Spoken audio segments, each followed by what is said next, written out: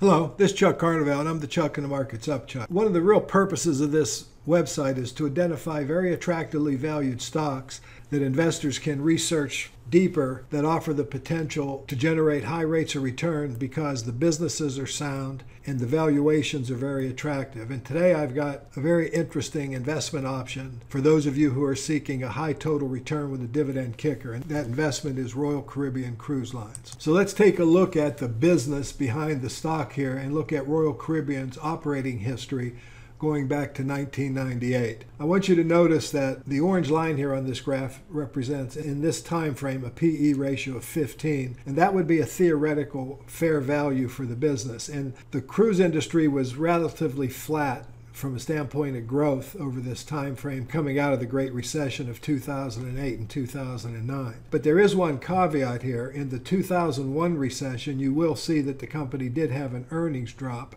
of about 43%. However, it's also important to point out that they were still profitable even though we were in the recession of 2001. The Great Recession hit them a little harder, where earnings fell 70% and caused them to eliminate their dividend. This white line is a plotting of dividends per share. But then as the recession ended, the company's earnings really took a turn for the better. Starting in the 2009 or 2010 fiscal year, really, the company's earnings began to grow, and along with that, the company reinitiated a dividend in 2011.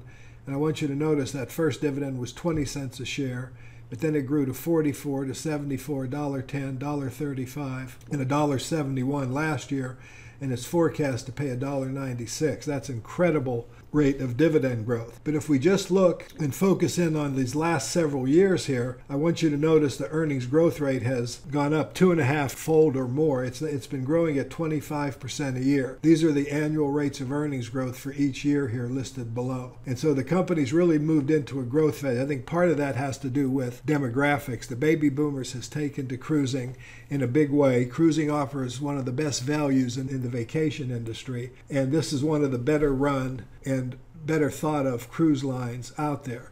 Let's go back to the long-term graph a moment and look at stock price over this long period of time. What I really want you to see here is how stock price correlates to and reacts to earnings. And you'll see periods. The orange line would represent a theoretical fair value, or what I like to call a fair value reference. I want you to notice how the stock price went where earnings went over this time frame. And there were times when the price got overvalued or the price was above the orange line. There were times when the price got undervalued when it was trading below the orange line. But all in all, earnings were relatively flat during this period of time, and so was the stock price. But as I pointed out, as we came out of the recession, you'll see here that the stock price has been on a upward momentum, very strong upward momentum ever since. If you look at it since 2013, this company has really generated some powerful returns for its shareholders, averaging over 30% a year. But what I really like is, relative to this growth of 25%, the price is now undervalued. In other words, it's below the orange line.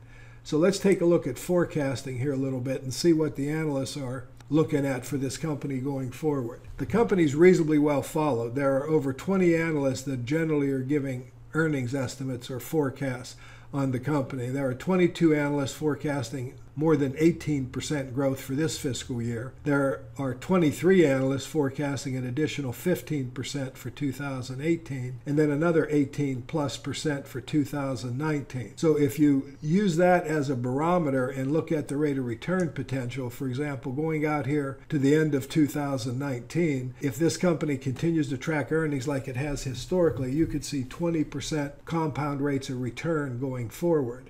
And I think that's certainly within the cards. The company's been doing very, very well for the last year and a half, but I still think it's undervalued. So I think this is one that's worthy of spending a little time looking closer and researching.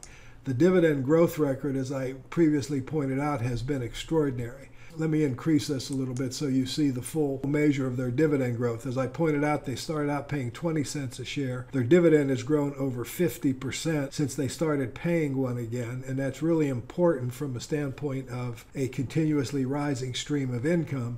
But as I showed you a moment ago, it's been averaging about 40% plus over the last 5 or 6 years. So, this is a really interesting company with great valuation. a lot of long-term opportunity. There's the 40% growth I was talking about. The stock is cheap relative to its earnings growth. And if you're looking for a good total return investment, the company is a high-quality company. It's investment grade, has modest amount of debt, and is one of the premier cruise line companies of the top 3 out there. This has been Chuck Carnevale, and I hope this represents an intriguing opportunity for you. Thanks for watching, and I'll see you next time.